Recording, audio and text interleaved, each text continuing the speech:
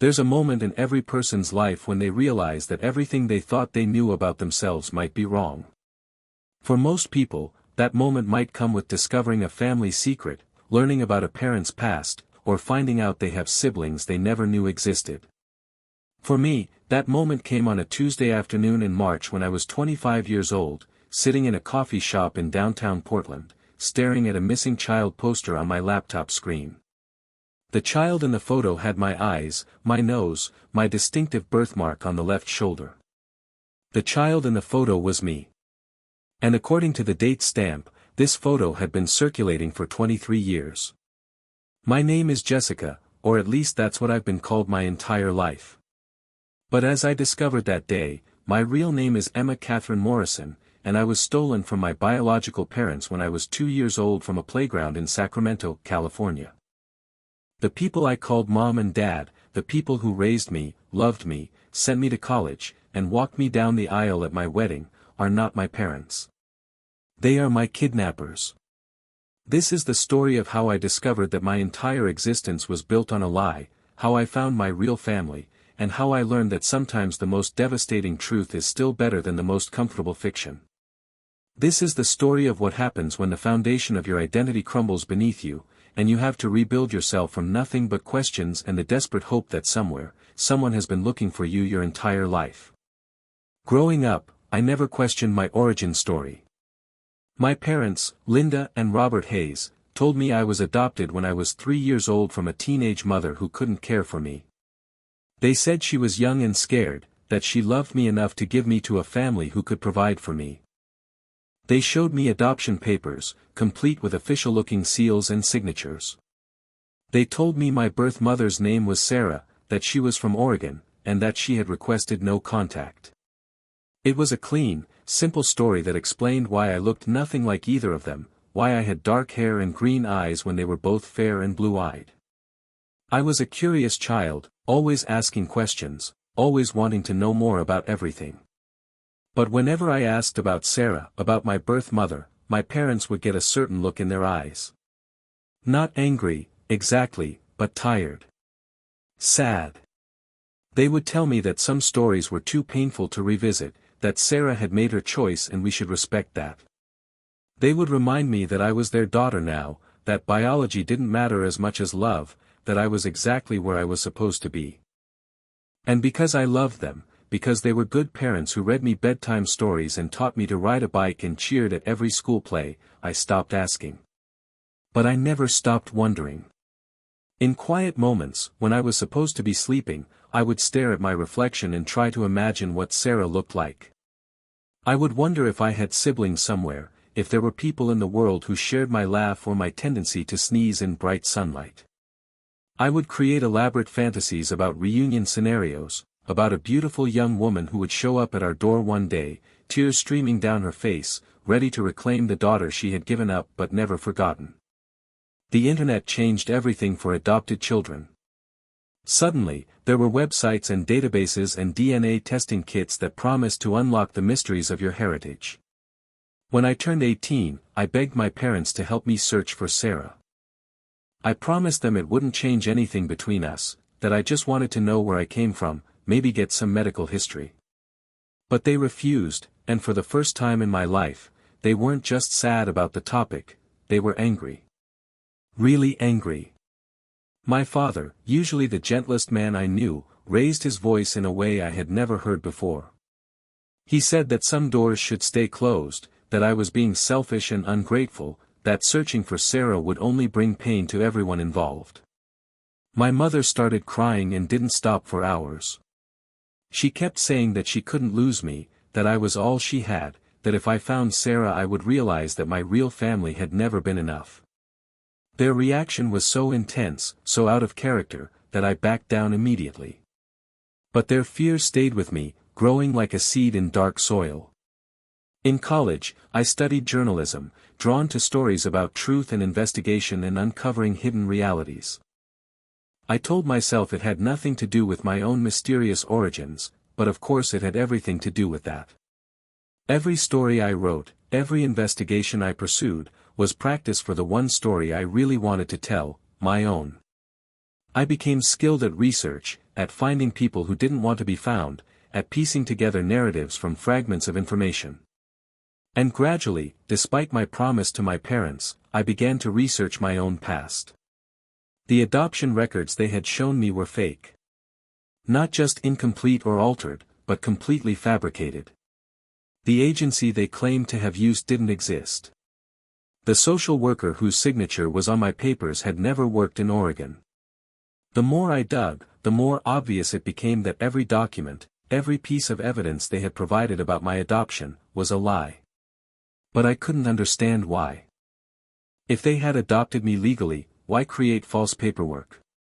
If they had adopted me illegally, why keep any paperwork at all? Nothing made sense. I was 24 when I finally worked up the courage to take a DNA test. I told myself I was just curious about my ethnic background, that it had nothing to do with finding family. But the results changed everything. Not only did I have matches with potential relatives, but one of them had left a note in the system, looking for Emma Catherine Morrison, kidnapped from Sacramento, California in 2001. Please contact if you have any information. The message was from someone named David Morrison, and it had been posted 3 years earlier. I stared at that message for hours before I found the courage to click on David's profile. He was in his 50s, lived in Northern California, and according to his public family tree, he had a daughter named Emma Catherine Morrison who had been born on the same day and year as me. In his profile photo, he was standing next to a woman with dark hair and green eyes who looked like she could be my twin, if my twin had aged 25 years and carried the weight of unimaginable loss. That night, I didn't sleep. I sat in my apartment, staring at David Morrison's family tree, at photos of family gatherings I had never attended, birthday parties where I should have been blowing out candles, Christmas mornings where my stocking should have been hanging by the fireplace. I looked at pictures of the woman I now knew was my mother, Catherine Morrison, and I could see myself in every line of her face. I looked at photos of my sister. I had a sister, a girl named Sophie who was 2 years younger than me and who shared my smile and my stubborn chin. The hardest part was looking at the progression of photos over the years. In the earliest ones, from when I would have been 2 or 3 years old, the family looked complete and happy. Catherine was young and glowing, David was proud and protective, and baby Sophie was chubby and content. But as the years progressed, something changed. Catherine's smile became forced, then absent altogether. David's eyes took on a hollow quality. Even Sophie, as she grew from toddler to teenager, carried a sadness that seemed too heavy for such young shoulders. I could see my absence in their faces, in the way they stood slightly apart from each other, as if there was a space between them where someone should have been standing. I found the missing child reports online. Emma Catherine Morrison, age 2, disappeared from Lincoln Park in Sacramento on April 15, 2001. She was last seen playing on the swings while her mother talked to another parent nearby. When Catherine turned around, Emma was gone.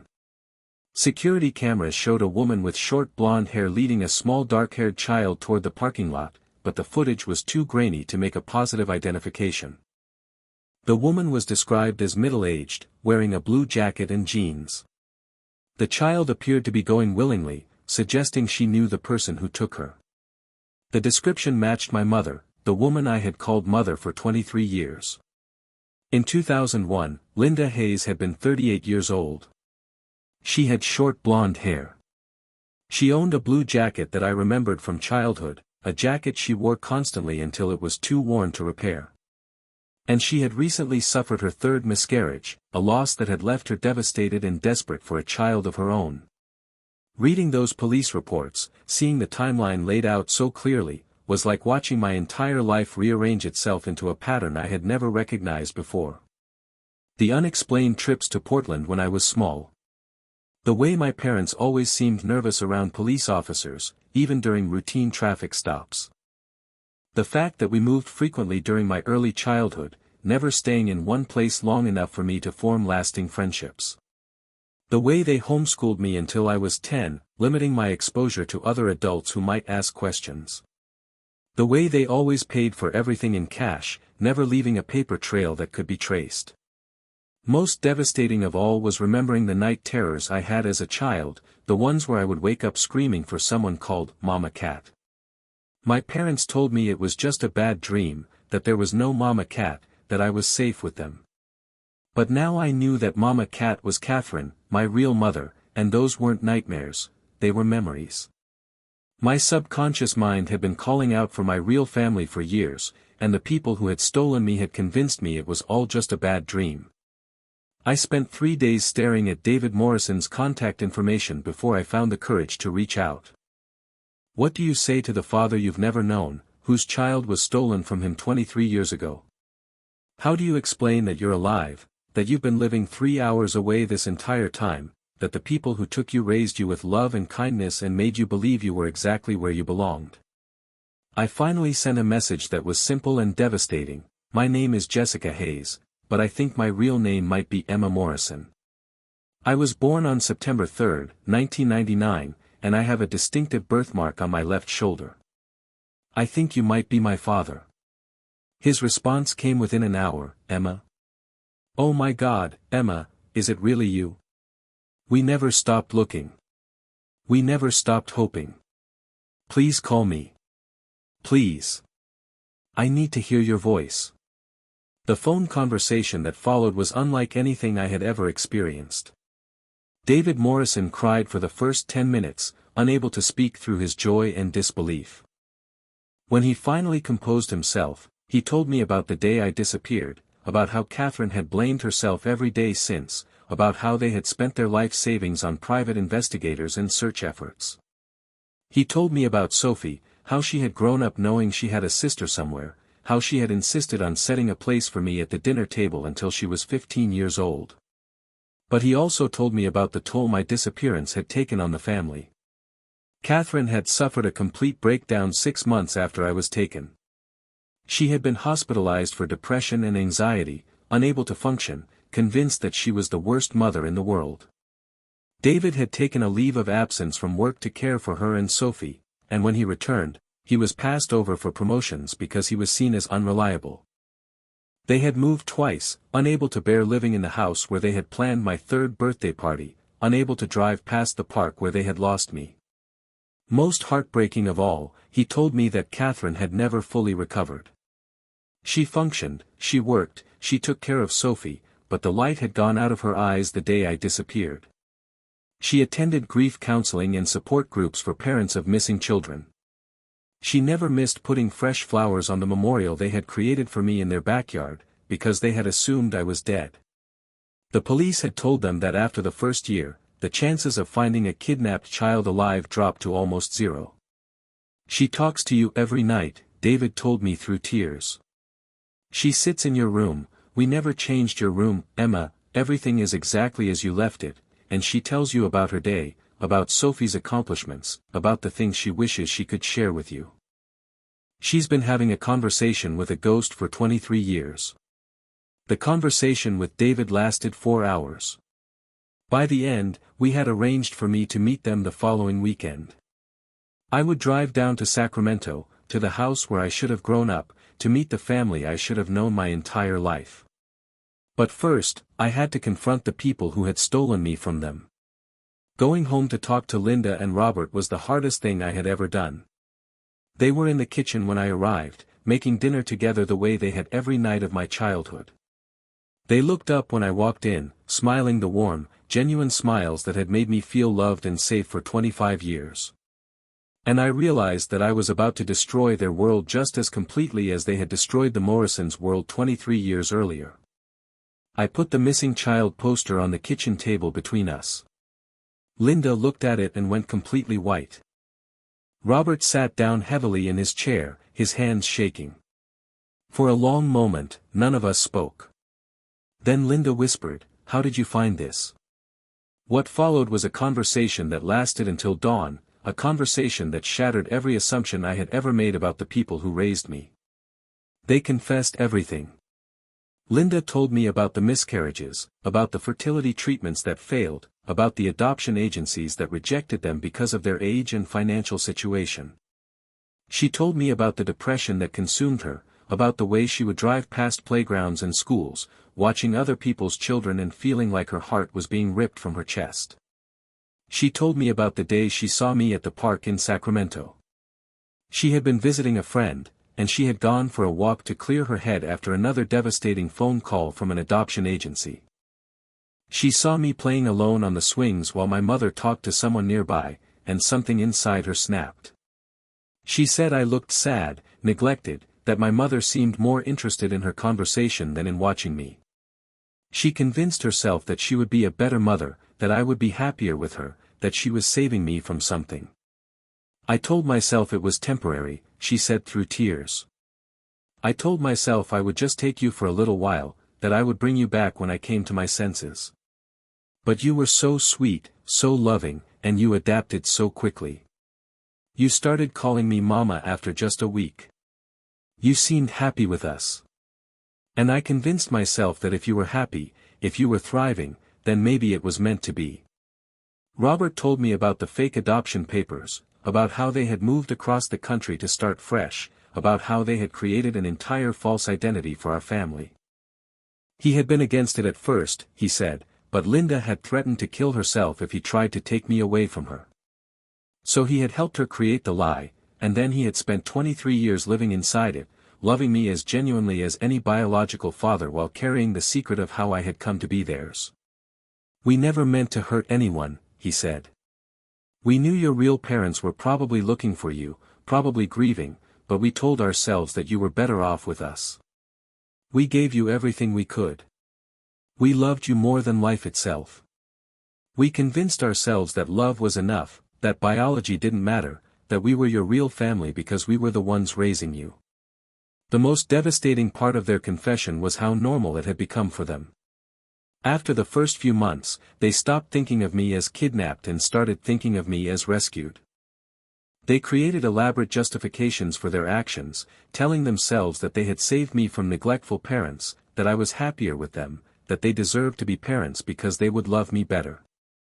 They had lived inside this delusion for so long that they had almost started to believe their own lies.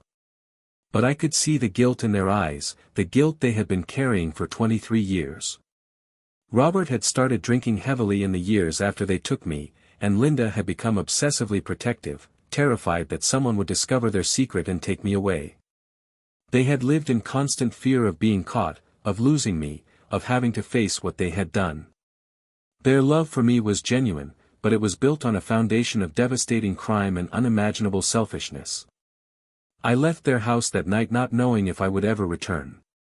I was angry, devastated, confused, and heartbroken all at once.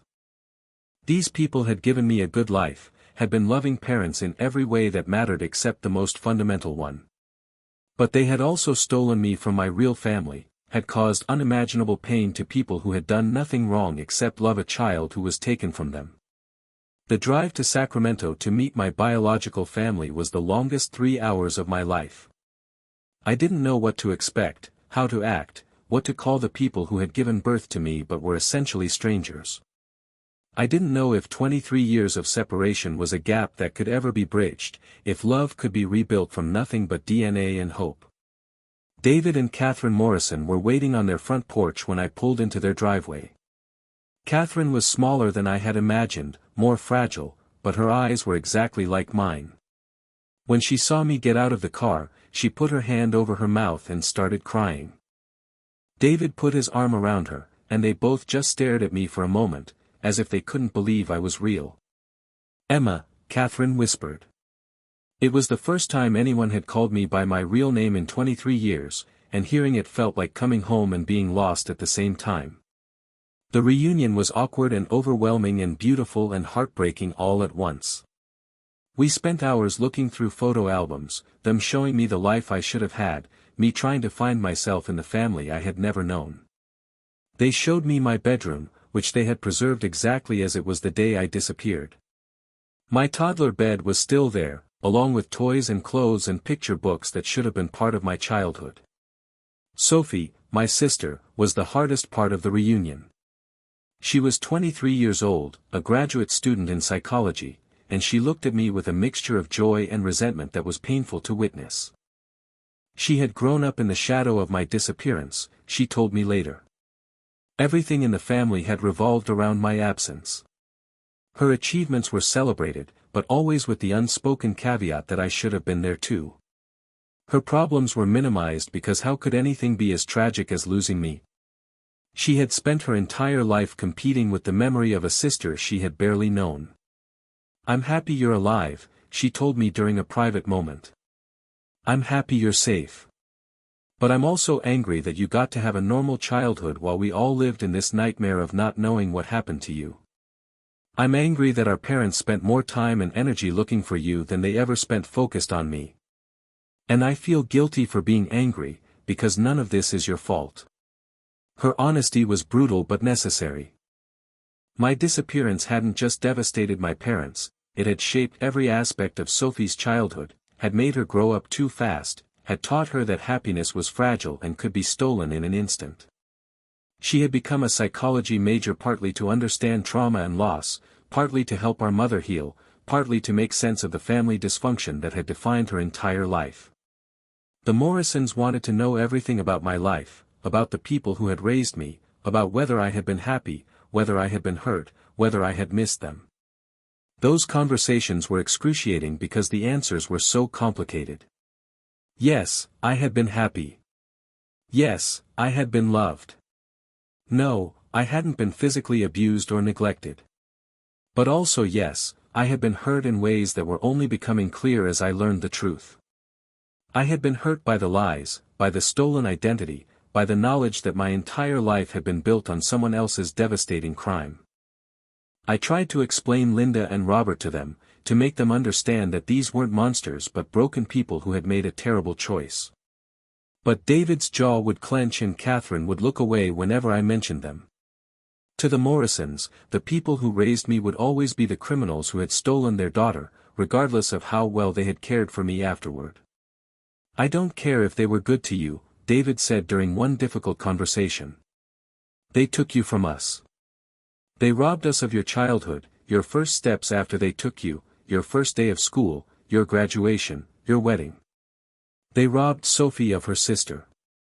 They robbed Catherine of her sanity. I don't care what their reasons were or how much they claimed to love you. They destroyed our family." The legal implications of my discovery were complex and painful. The statute of limitations had not run out on kidnapping charges, and the FBI reopened the case as soon as I contacted them. Linda and Robert were arrested 3 weeks after I confronted them. Watching the news coverage, seeing them led away in handcuffs, was surreal and devastating.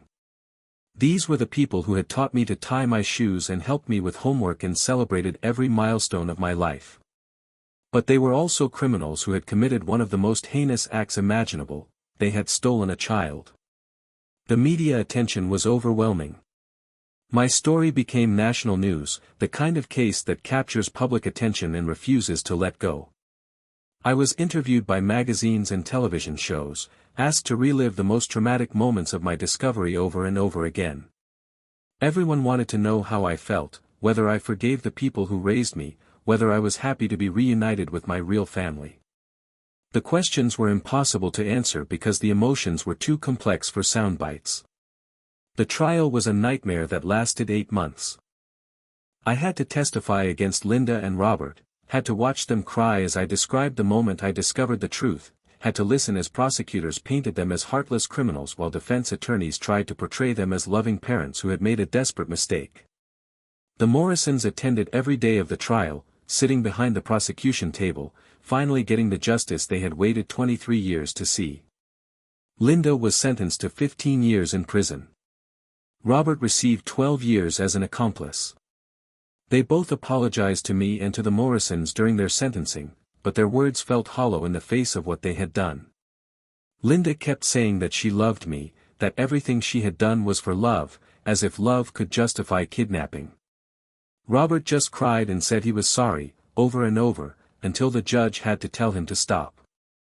The hardest part of the trial wasn't watching them be sentenced, it was realizing that I still loved them despite everything.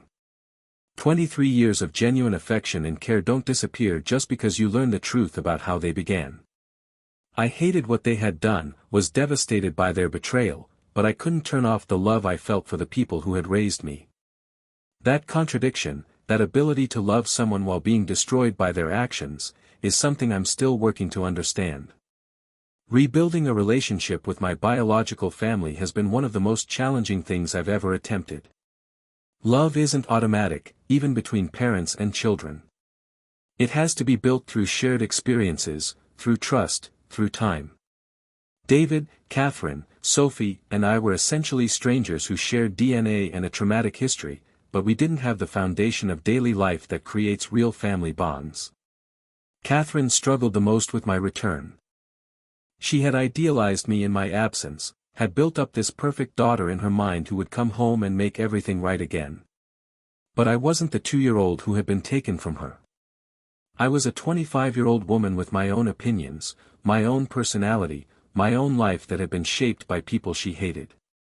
She wanted to mother me, to make up for lost time, but I didn't need mothering from someone who felt like a stranger.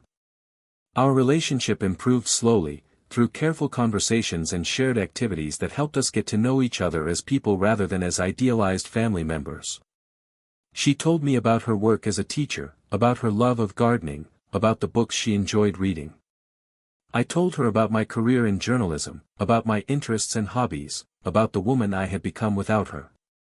Gradually, we began to build something real, something based on who we actually were rather than who we wished we could be to each other. David was easier in some ways because he didn't expect as much from me emotionally. He was content to know I was alive and safe, to hear about my life, to slowly develop a friendship that might someday grow into something deeper.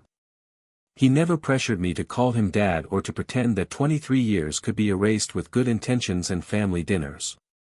Sophie remained the most complicated relationship. She was closest to my age, the person I should have grown up with, but she was also the person who had been most damaged by my absence. We looked alike, shared mannerisms and expressions that genetics had given us, but we had lived completely different lives. She had grown up in a family marked by trauma and loss, I had grown up believing I was loved and chosen. The contrast between our experiences created a gulf between us that was difficult to bridge. 2 years after the reunion, I made the difficult decision to legally change my name back to Emma Morrison. It was a symbolic gesture, a way of reclaiming the identity that had been stolen from me, but it was also practical. I wanted my real name on my marriage certificate when I eventually got married. I wanted my children, if I had them, to know their real heritage. But signing those papers felt like killing off Jessica Hayes, the person I had been for 25 years, and that loss was more painful than I had anticipated. The psychological impact of discovering I was kidnapped has been profound and lasting. I suffer from identity disorder, anxiety, and complex trauma that stems not just from the kidnapping itself but from the betrayal of discovering that my entire life was a lie.